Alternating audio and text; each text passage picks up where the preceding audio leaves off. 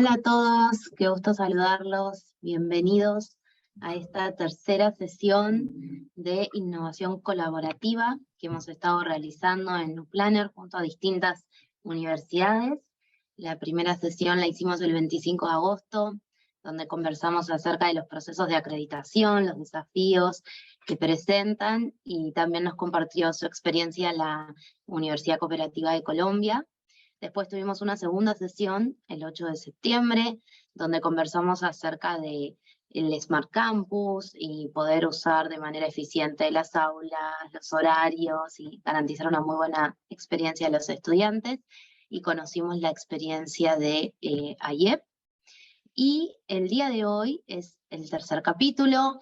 Vamos a conversar acerca del éxito estudiantil, cómo podemos conocer, anticipar y centralizar también esta gestión de la retención y del éxito de los estudiantes. Durante todo el webinar van a poder hacer preguntas, dejar sus comentarios en el chat, y al final vamos a tener un espacio donde vamos a resolver las preguntas y las dudas que hayan surgido. Y también vamos a compartir después un documento con un poco las conclusiones de cuáles son las principales dimensiones que tenemos que tener en cuenta cuando pensamos en el éxito de los estudiantes. Así que bueno, muchísimas gracias por haberse sumado hoy, por unirse, y bueno, los invito a que participen en el chat durante la sesión. Y bueno, la primera persona que va a conversar hoy con nosotros es Nicolás Elton, que es nuestro Chief Solution Engineer en UPlanner. Y bueno, Nico, te doy la palabra. Muchas gracias. ¿Se escucha bien? ¿Sí? No, buenos días a muchos, buenas tardes a muchos otros. Estamos justo en el intercambio horario en Latinoamérica. Algunos estamos en la tarde, otros estamos en la mañana. Así que muchas gracias por atender. No sé, Valentina, si ya podemos partir con la presentación. Muchas gracias. Bueno, yo lo primero que quería partir conversando, dado que el tema sobre el que queremos abordar es retención y cómo específicamente en UPlanner estamos abordando este desafío, es sobre la data en la educación, ¿no? Porque muchos entenderán de que gran parte de lo que se hace en retención cuando uno quiere predecir y quiere mantener un alumno es trabajar sobre los datos y entender cuáles son aquellos estudiantes que van a desertar y cuáles no. Y la realidad es que en los últimos 30 años en la educación hemos tenido un cambio gigantesco, ¿no? Hemos pasado de usar data solamente para calificar a los estudiantes a prácticamente asignarle un número a cada aspecto de la educación, lo que nos ha ayudado a empujar el sistema mucho, ¿no? Y aquí muestro algunos de los números que hoy tenemos, 20.000 instituciones en el mundo, con más de 220 millones de estudiantes, de los cuales en proporción aproximadamente el 60% son mujeres, donde si bien hemos logrado impulsar el sistema, hemos generado también muchos desafíos, ¿no? Y desafíos como el acceso, desafíos como la paridad, desafíos como la asignación o la distribución de los alumnos entre los programas, ¿no? Y ahí yo pongo un indicador súper interesante: 16% solamente de nuestros alumnos estudian en programas de STEM. Y por supuesto, dejé para el último, pero uno de los grandes temas que nos convoca hoy día, que es la deserción, ¿no? Y en este ámbito, básicamente hemos aprendido mucho, ¿no? Desde un punto de vista de la deserción como una consecuencia que tenemos desde el mundo público, ¿no? El costo que tiene que un estudiante deserte para la sociedad, en términos de que tengo un estudiante que no tiene título y muchas veces tiene deuda, ¿no? Entonces, ¿cómo yo como sociedad me hago cargo de ese estudiante? Quizás esas fueron las primeras veces que empezamos a hablar, ya hace muchos años, de la deserción y de lo preocupante que es la deserción. Pero luego empezamos a aprender más y empezamos a aprender también de experiencia. Y empezamos a entender de que el costo no era solamente social, sino que el costo también era para las instituciones. Y por supuesto, la variable financiera quizás es la que tiene más peso. Pero también hemos aprendido del valor de esa experiencia de la que les hablo y del estudiante en el proceso. Tenemos hoy día instituciones como Harvard, como un ejemplo claramente de una de las mejores instituciones del mundo, pero que invierte más de $100.000 por estudiante anualmente. Harvard podrá ser muy caro, pero no cobra eso, ¿no? Entonces, ¿cómo explicamos que hay una institución de ese nivel que hoy día invierte más en el alumno de lo que tiene de retribución en el fee que está pagando ese alumno? Y la verdad es que han aprendido de que si bien la matrícula es un valor que obtiene la universidad, el verdadero valor es la experiencia, porque la experiencia perdura en el tiempo, ¿no? Y eso es algo que en UPlanner hemos empezado a entender también con el tiempo. Y si bien en matrículas quizás no están ganando todo lo que tienen que ganar para poder mantener este nivel de inversión, lo que empieza a pasar es que esa experiencia hace que haya retribuciones más adelante, ¿no? Solo en inversiones, Harvard tuvo más de $3 millones por estudiante el año 2020, ¿no? Entonces, finalmente lo que empieza a pasar es que la experiencia se empieza a transformar en algo de largo plazo. Pasemos, vale, a la siguiente slide, por favor. Entonces, consecuentemente, a empezar a entender del desafío que significa la retención, lo que ha empezado a pasar es que las universidades han empezado a adaptar su ecosistema tecnológico para poder empezar a entender cómo vamos a poder tomar este problema. Y hemos recurrido a tecnología de alto nivel, ¿no? Y hemos logrado anclar nuestras decisiones operativas con sistemas de alta calidad, como lo son los ERP, como son los SIS, como son los LMS, que muchos de los que me están escuchando deben conocer bastantes. Pero también hemos empezado a complementar eso con decisiones que llamamos decisiones ejecutivas, ¿no? Con sistemas que son de alta ejecución, como son los sistemas BI, ¿no? Los sistemas que me permiten empezar a entender sobre los datos. Pero siempre nos ha faltado un paso, que es cuando yo empiezo a conectar esta realidad de la que yo les estaba hablando, la realidad de la retención o la realidad de cada institución en su efecto, con las decisiones estratégicas que voy a tomar, ¿no? Y por supuesto que la retención cae dentro de lo que podría ser esta decisión estratégica. Y por lo tanto lo que empieza a pasar es que empiezo a generar muchos datos dentro de las plataformas que tengo en el core, en el día a día, en la operación, pero soy incapaz de procesar eso y de transformar eso en algo que se conecte con mi visión o que finalmente me ayude a tomar decisiones, ¿no? Hacia el largo plazo. Entonces esa decepción que yo quiero entender y que luego quiero trabajar sobre ella, lo que empieza a pasar es que se empieza a volver algo más rutinario y no algo en lo que yo quiero proyectar o en lo que yo quiero tomar decisiones hacia adelante. Vale. Ese desafío lo hemos tomado desde el punto de vista modular, ¿no? Y esto es algo que sí o sí hemos aprendido durante la experiencia que tenemos trabajando con muchas instituciones en términos de retención. De que no solamente es importante tener una buena predicción, que es lo que llamamos el score nosotros, sino que lo importante también es cómo alimentamos esa predicción. Y por lo tanto los sistemas de captura o de experiencia, donde yo soy capaz de llegar al estudiante y levantar nuevas variables para poder alimentar mi modelo, se empiezan a volver importantísimas. Y finalmente, cuando yo quiero hacer seguimiento, ¿no? Entonces ya ahora no solamente vale tener una buena predicción de los estudiantes, sino que lo siguiente que quiero empezar a pensar es cómo hago un seguimiento estratégico de ese estudiante. Cómo sé cuáles son aquellas actividades que van a hacer que ese estudiante efectivamente se quede en la institución y no abandone, ¿no? Por lo que finalmente empiezo a tomar toda la retención, no como una predicción, sino como un ciclo completo, en donde yo voy entendiendo, y vuelvo a la palabra, la experiencia que va a tener ese estudiante a través de todo el ciclo en el que va a estar trabajando conmigo, ¿no? Y eso no es solamente una instancia, sino que son varias. Entonces vamos a partir en la siguiente lámina, Valentina, ¿cómo hacemos experiencia? ¿No? que quizás es uno de los primeros pasos que tenemos para poder llegar a una buena una buena predicción de la retención.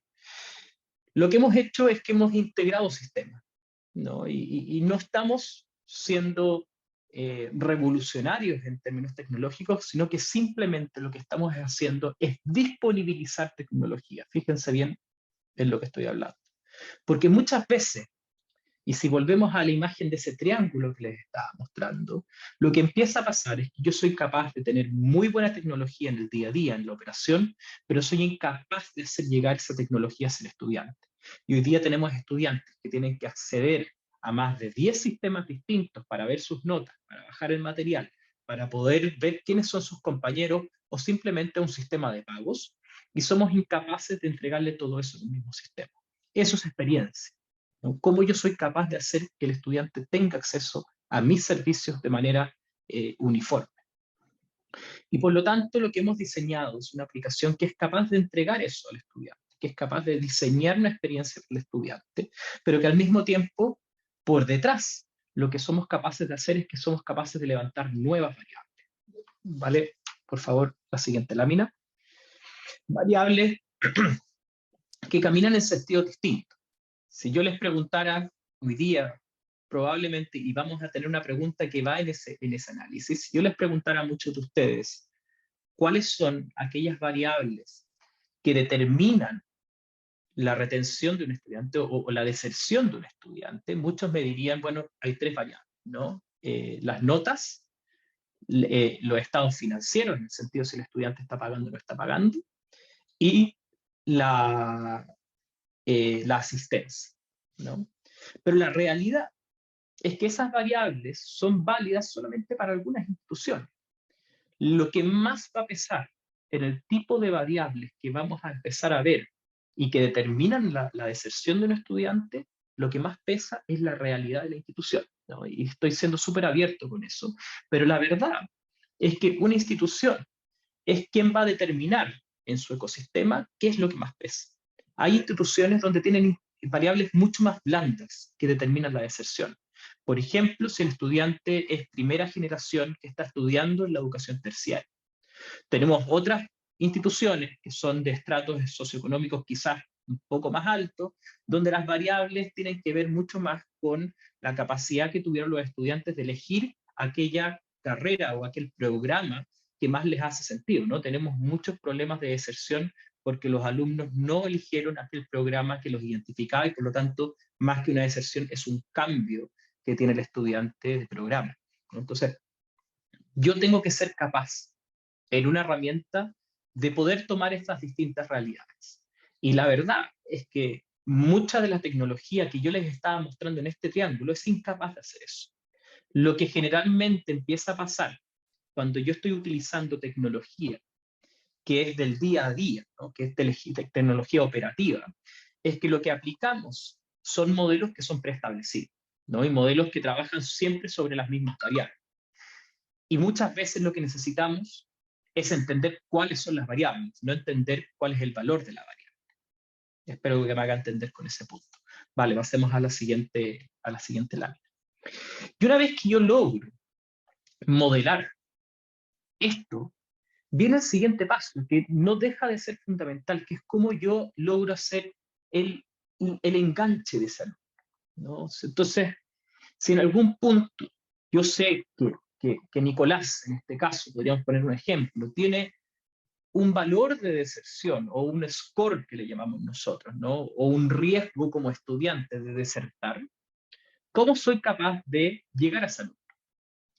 Y el llegar a ese alumno no es trivial, porque, nuevamente, no todos los perfiles de deserción van a ser susceptibles a las mismas actividades de retención. Y por lo tanto, cuando yo quiero ir hacia Nicolás y entender cómo puedo hacer que ese alumno se quede, lo que tengo que empezar a pensar en cuáles son aquellas variables que están haciendo que Nicolás deserte, ¿no? Entonces, ¿son variables financieras?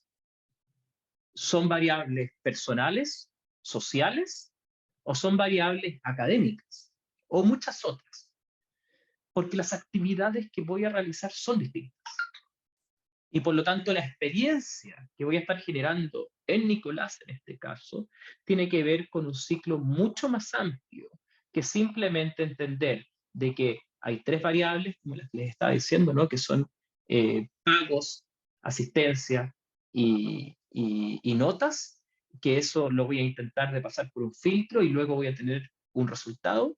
Eso no es así, ¿no? El problema de la retención es un problema mucho más complejo en ese sentido. Y muchas veces yo toco una variable y la variable que se va a ver afectada por eso es muy distinta en muchos casos y tiene que ver con la realidad de las instituciones.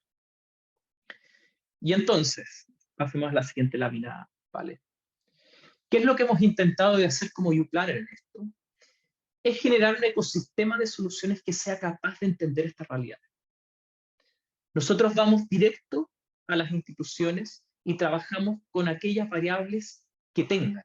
Nosotros no tenemos un modelo preestablecido de deserción, sino que construimos modelos en base a inteligencia artificial que son capaces de representar la realidad de cada institución y crean una institución que quede en la misma ciudad, en el mismo barrio que otra institución, van a tener modelos de deserción muy distintos. Y eso es una realidad. Y no simplemente eso, sino que dentro de una misma institución vemos muchas veces que incluso para distintos programas puedo tener modelos que son radicalmente distintos. Y en una institución, por ejemplo, ingeniería, podría tener unas variables y historia podría tener otras. O incluso hemos visto también diferencias radicales entre alumnos que están en primer año y alumnos que están terminando su carrera. También las variables de decisión van a ser distintas. Entonces, mi conclusión y quizás mi reflexión más que conclusión en temas de retención es siempre entender de que la retención es distinta para cada una de las instituciones con las que trabajamos y que al momento de entender aquella tecnología que me va a ayudar a encontrar a aquellos estudiantes que están en riesgo y luego atender a esos estudiantes, tiene que ver con que ese software, esa tecnología sea capaz de representar mi realidad como institución, no la realidad de toda la deserción. Yo siempre, cuando hablo con instituciones, hablamos mucho de los modelos que existen, modelos preestablecidos. Quizás Tinto es uno de los modelos que más deben conocer. Y la verdad es que cada vez vemos cómo aplica menos. Y lo que más se empieza a aplicar es la realidad de la institución y los datos que son capaces de entender, no los modelos preestablecidos. Y entonces, ahora ya no mi reflexión, sino que me aventuro a decir que el futuro de la retención tiene que ver con eliminar los modelos preestablecidos y tiene que ver con ser capaces de crear nuestros propios modelos que entiendan nuestra realidad y que sean capaces de hacer el seguimiento de esos estudiantes en el futuro. Muchas gracias. Muchas gracias, Nico, gracias por tu presentación. Efectivamente, acá vemos que hay como 3 grandes pasos cuando pensamos en la gestión del éxito de los estudiantes, la comunicación con ellos, que es clave, y eso nos da muchísima información, ¿no? Sobre su compromiso, sobre qué están haciendo, cómo están viviendo la universidad, poder efectivamente anticiparnos a qué estudiantes están hoy en riesgo de dejar la institución y debido a qué factores, y también hacer una gestión, obviamente, de ese riesgo, qué acciones voy a tomar y cómo voy a atender a este estudiante. Y cuando tenemos, bueno, herramientas de este tipo, también nos permiten tener una visión más centralizada del estudiante, que no se hagan esfuerzos aislados, sino que en distintas áreas estar acompañando a ese estudiante y ver el impacto que tienen esas acciones también, súper importante. Así que muchas gracias, Nico. En unos momentos les va a aparecer una pregunta, justamente un poco sobre cuáles son para ustedes las dimensiones más importantes que aseguran el éxito de los estudiantes. Hay distintas opciones, hay que elegir 3, así que, bueno, acá pueden elegir las que ustedes consideren según su experiencia y su opinión, y después vamos a compartir ¿no? También un documento un poco con cómo salieron estas dimensiones del éxito de los estudiantes. Y a continuación, ahí no sé si ya todos pudieron completar la pregunta. Y a continuación va a presentar el vicerrector de gestión académica de la Universidad Continental, el doctor Osvaldo Cifuentes. Muchísimas gracias, doctor, por sumarse a este espacio y compartir con nosotros su experiencia. Muchas gracias, Lucía. Más bien, yo les agradezco la invitación. Bueno, después de haber escuchado la muy buena presentación de Nicolás, quisiera de alguna manera colgarme de la misma para contarles la experiencia que hemos tenido en la Universidad Continental en esto que es tan importante, fundamental, básico, que es la retención. O sea, cómo nosotros ayudamos a nuestros estudiantes para que puedan lograr concretar, culminar sus estudios universitarios. Todos sabemos que el abandono, ¿no?, significa frustración, no solamente para el estudiante, sino también para sus familias. Entonces ahí hay un impacto social sumamente importante. Entonces yo quisiera contarles rápidamente qué es lo que hacíamos en la Universidad Continental antes de usar la herramienta, ¿no?, de un retention, ¿no? Lo que nosotros hacíamos, y lo comentaba Nicolás, ¿no?, es identificar esos factores, esas variables que impactan en el abandono. Primera variable, inasistencia a clases. Segunda variable, el no pagar la pensión.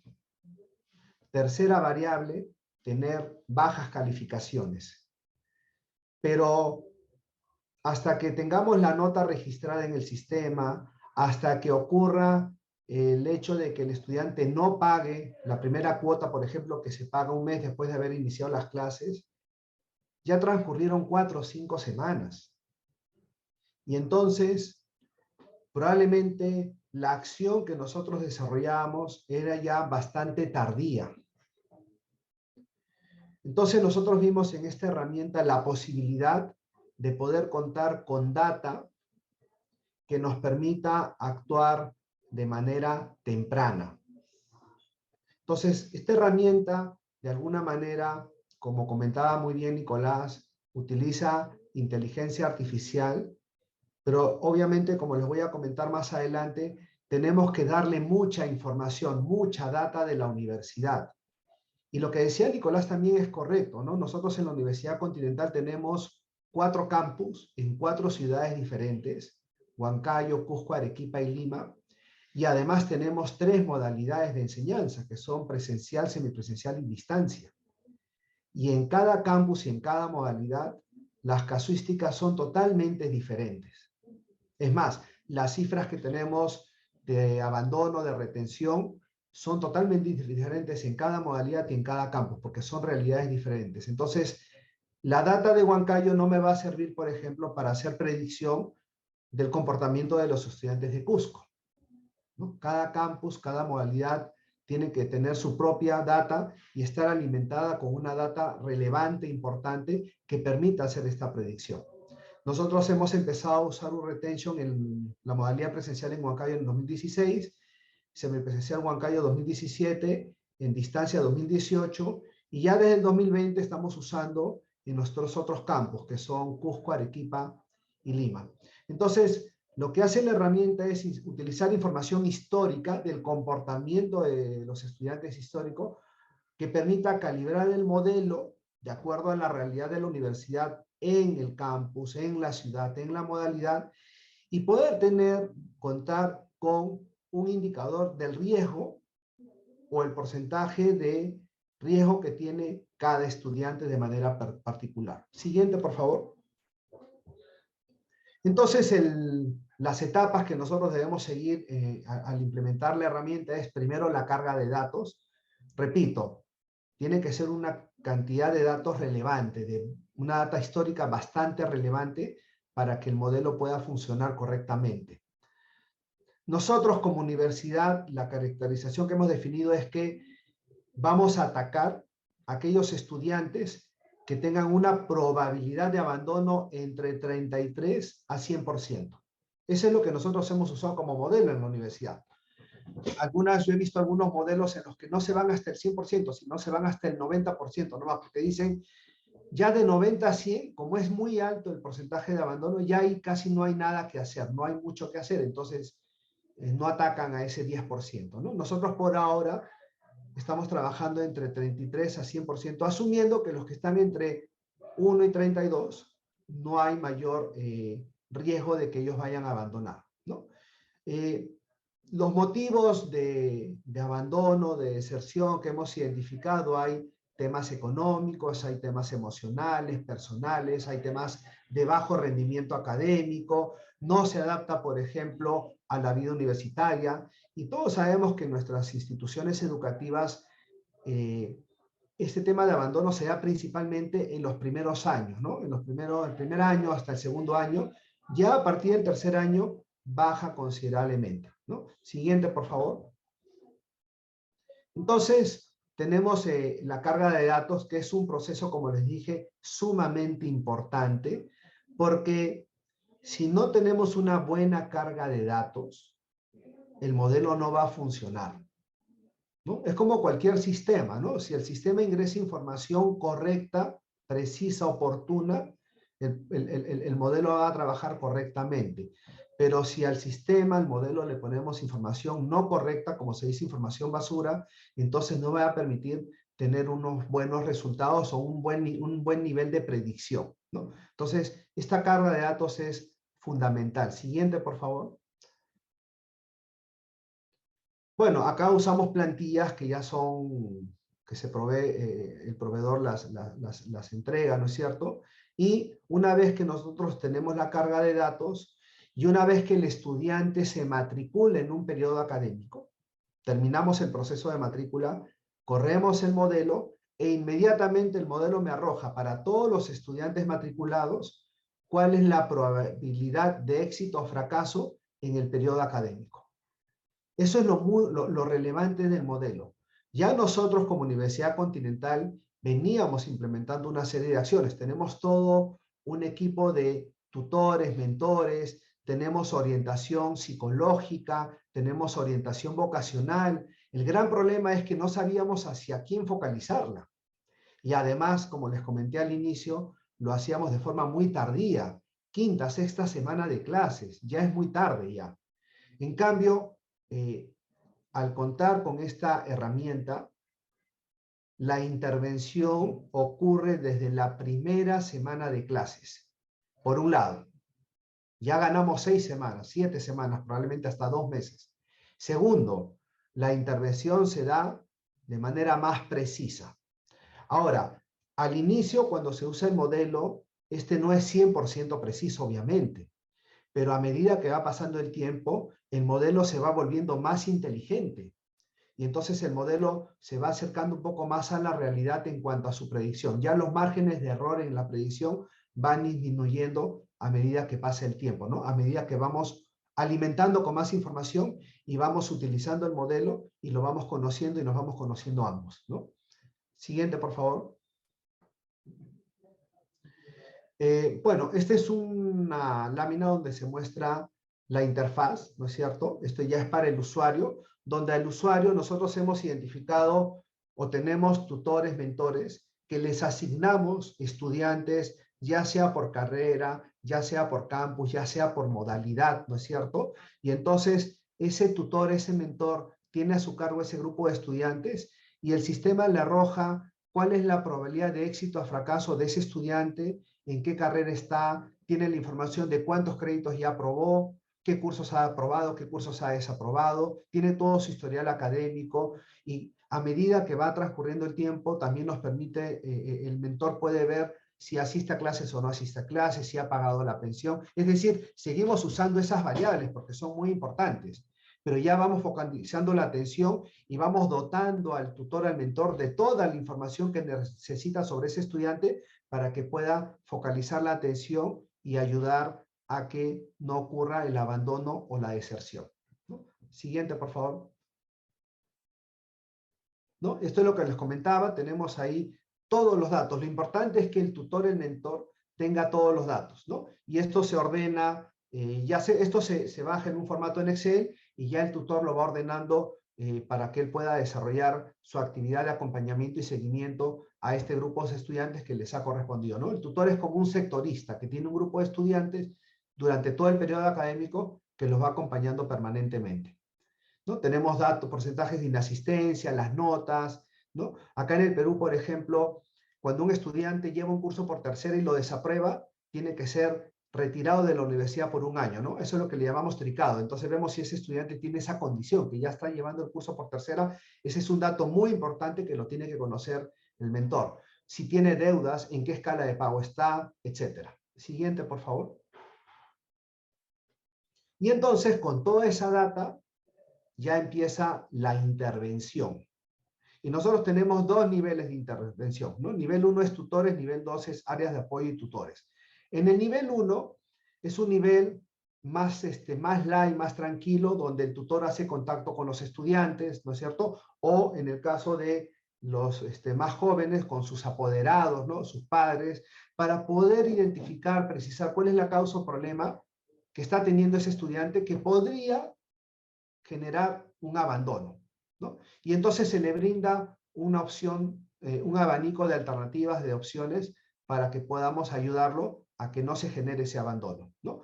Pero hay casos que son más críticos, más complicados, entonces pasamos a un nivel 2, donde hay un grupo de tutores ya más especializados, ¿no? Acá, por ejemplo, en el nivel 2 ya hay, por ejemplo, centro de atención psicológico, servicio social, ¿no? Hay acompañamiento académico, ¿no? Entonces, es un nivel un poco más profundo de acompañamiento, de apoyo al estudiante, ¿no? Hay, por ejemplo, estudiantes que tienen familias disfuncionales, ¿no? Hay problemas psicológicos, hay problemas probablemente con alcohol, con drogas. Entonces ya eso tiene que ser atendido en un segundo nivel y apoyamos a ese joven, a ese estudiante para que pueda salir adelante, ¿no? Y superar esa problemática. Siguiente, por favor.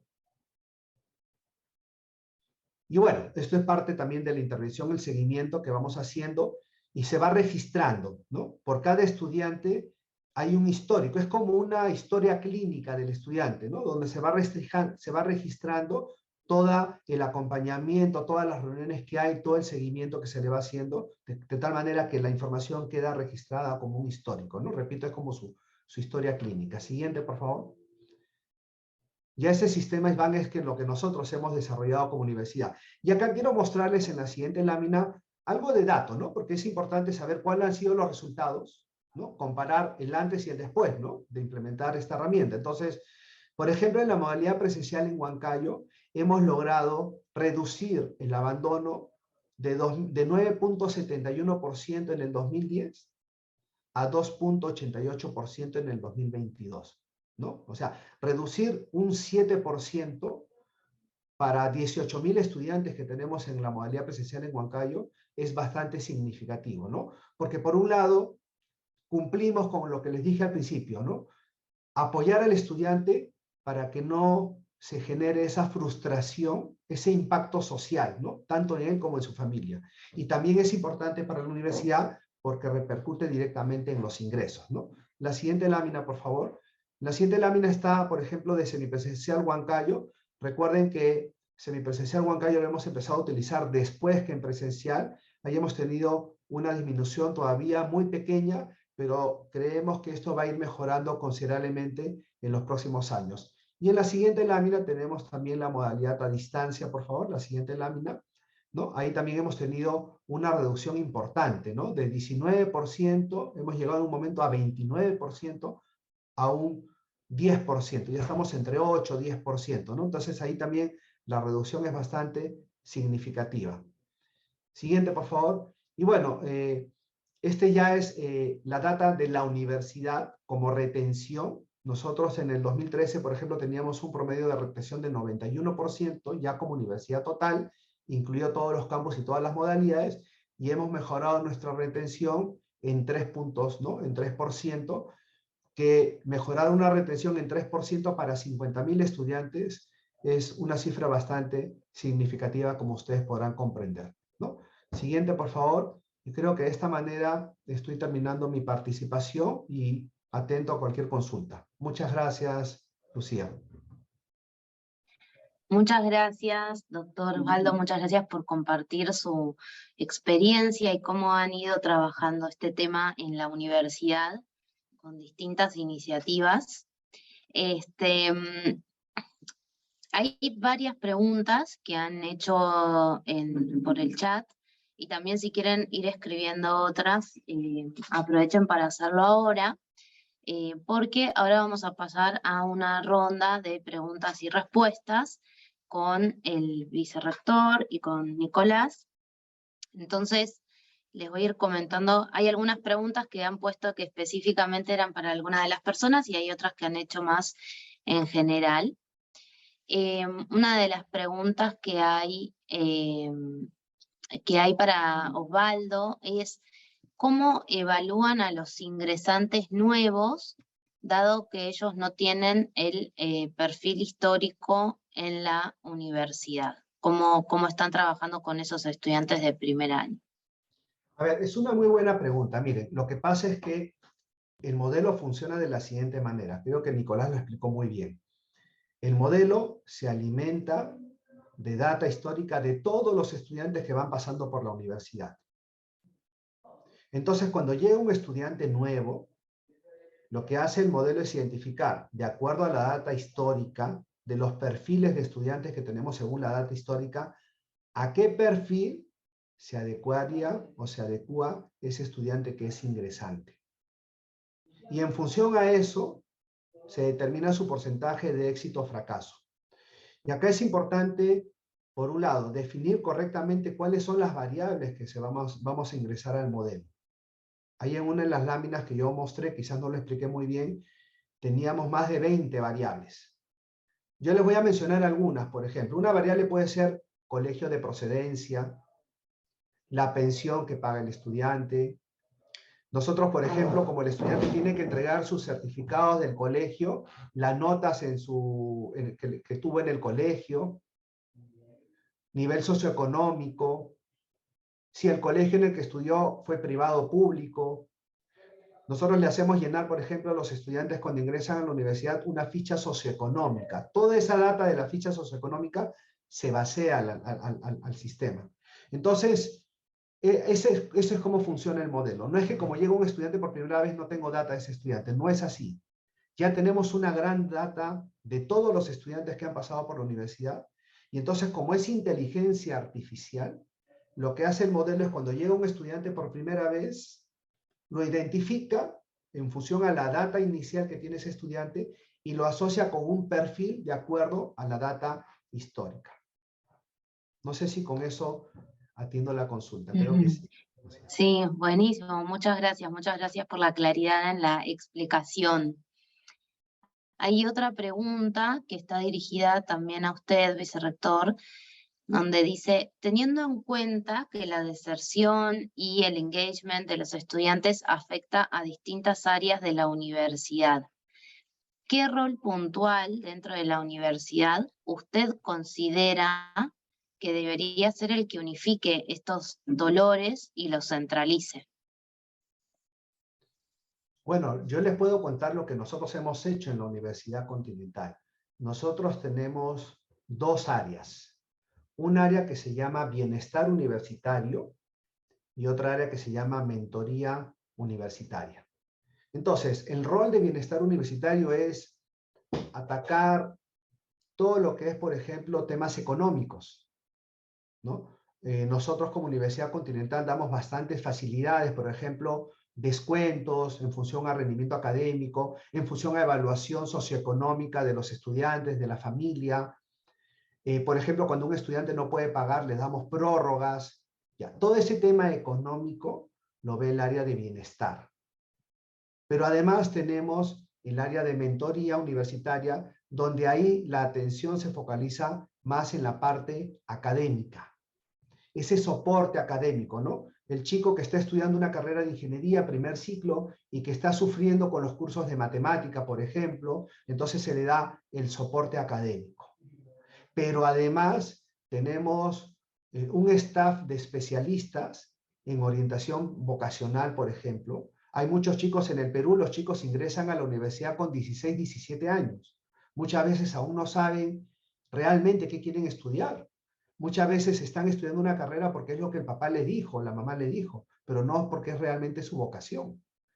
Nosotros hemos tenido casos en el que hay chicos que, por ejemplo, están estudiando una carrera de Derecho, por poner un ejemplo, y no es su vocación, quieren ser chef. Y en la universidad no tenemos la carrera para que sean chef. Y entonces le decimos, es mejor que te vayas a una institución, a otra institución donde estudies la carrera que tú prefieres, porque es tu vocación, y conversamos con el padre. Entonces tenemos todo ese soporte vocacional, psicológico, pedagógico, y así es como nosotros lo hemos estructurado. Pero lo importante es que todo este soporte se da ya de manera focalizada, porque gracias al uso de la herramienta hemos podido focalizar la atención y no lanzar tiros al aire a ver si le damos al blanco, ¿no? Gracias, Lucía. Buenísimo, muchas gracias por el detalle y por compartir cómo lo están haciendo hoy. Otra pregunta que estaban haciendo es, ¿cómo calculan la deserción y la retención en la Universidad Continental? Claro, entiendo que a veces lo calculan de distinta manera las distintas instituciones, entonces ahí no sé, en su caso, ¿cómo es? A ver, yo les cuento, nosotros tenemos dos variables que son diferentes. Tres. Una es abandono, la otra es retención y la otra es deserción. Son tres variables diferentes. El abandono para nosotros es aquel estudiante que se matriculó en el periodo académico, en el ciclo 2022-2, por ejemplo, y no lo culminó. Supongamos que se matricularon 100 estudiantes en el 2022-2 y 10 no culminaron el periodo satisfactoriamente. Entonces, en ese caso yo digo que mi abandono es 10%. Ese es el abandono.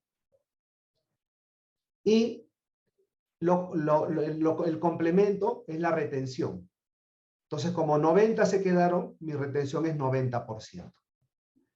Para nosotros, la deserción es aquel estudiante que, habiéndose matriculado, por ejemplo, en el 22-1, y aún no es egresado, luego no se matricula en el siguiente ciclo, que es el 22-2. Para nosotros eso es deserción. Buenísimo, muchas gracias por compartir cómo lo están calculando en la universidad. Otra pregunta que tenemos aquí es cómo es el proceso de integración en la comunicación hacia el estudiante y hacia los servicios que brinda la universidad. O sea, ahí, Nico, también si querés comentar, y también Osvaldo, si querés comentar cómo lo están haciendo ustedes. ¿Empiezas tú, Nicolás?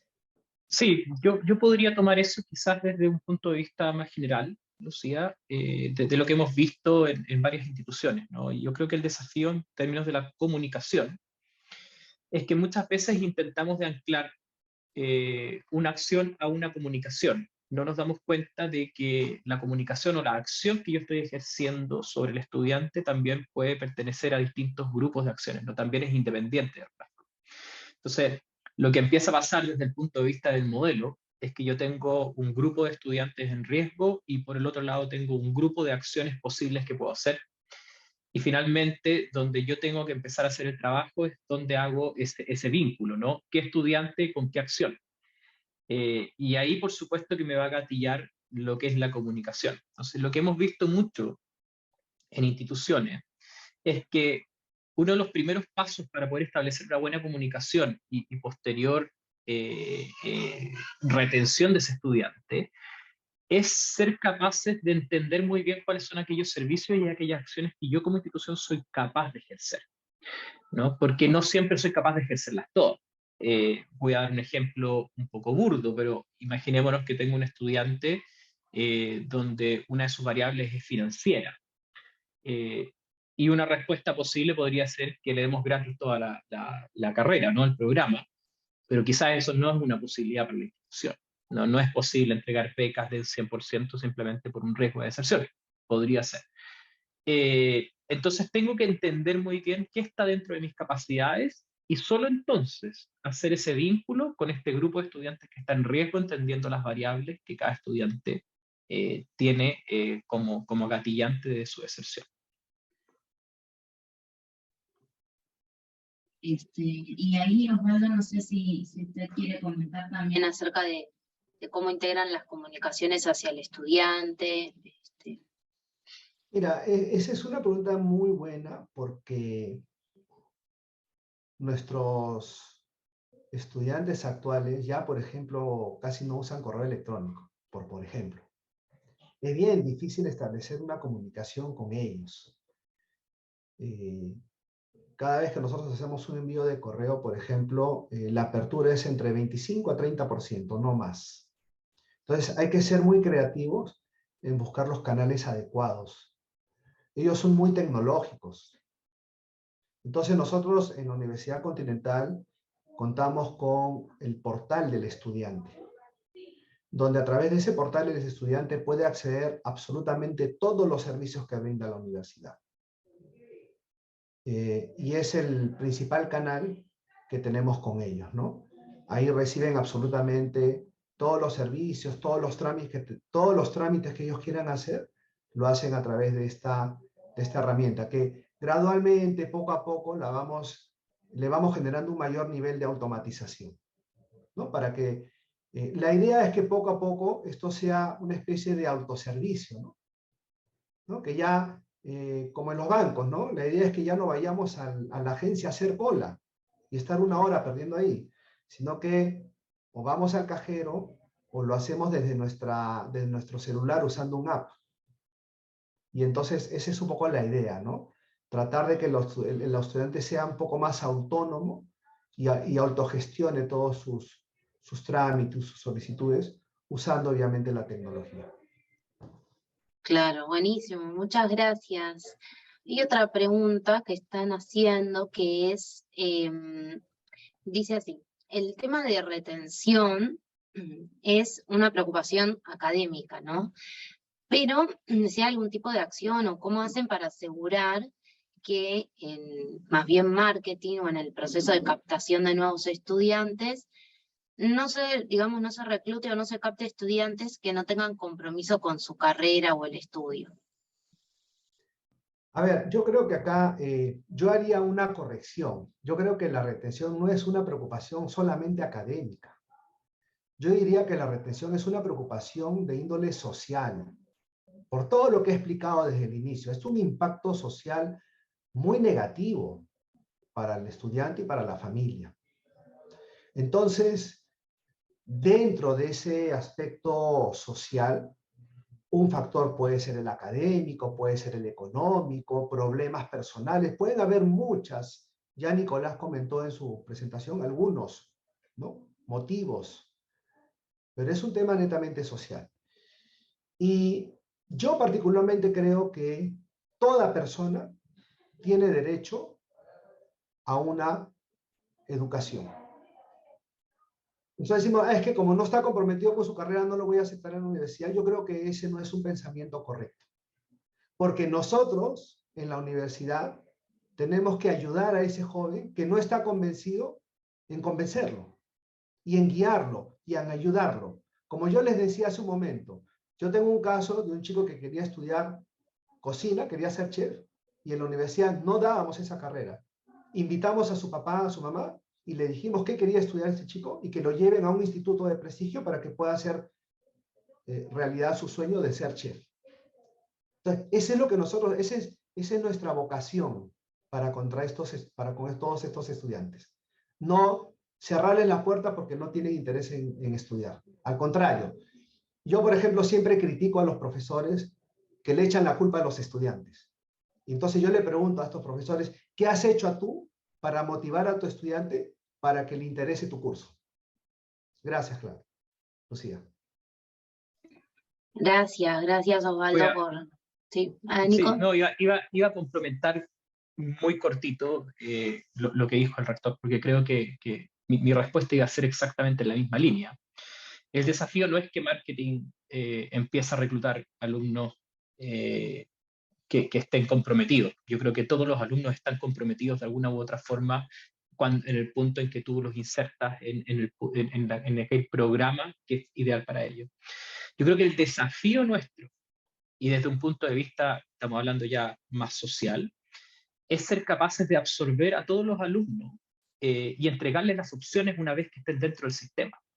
Uno de los grandes problemas que tenemos hoy día, específicamente en Latinoamérica, es que cuando un alumno comete un error, y créanme, a los 18 años, yo creo que la gran mayoría de los alumnos van a cometer errores. Cuando el alumno comete un error, lo expulsamos del sistema, ¿no? Y para poder entrar nuevamente al sistema, ese alumno tiene que volver a tomar pruebas, tiene que volver a pagar, tiene que volver a hacer un montón de cosas. ¿Cómo nos hacemos cargo como sociedad de que cuando ese alumno cometa un error, y que insisto, lo va a cometer, seamos capaces de entregarle las opciones necesarias para que ese alumno pueda tomar ese siguiente tren que lo va a llevar a ser un alumno exitoso en el futuro? Gracias, Nico.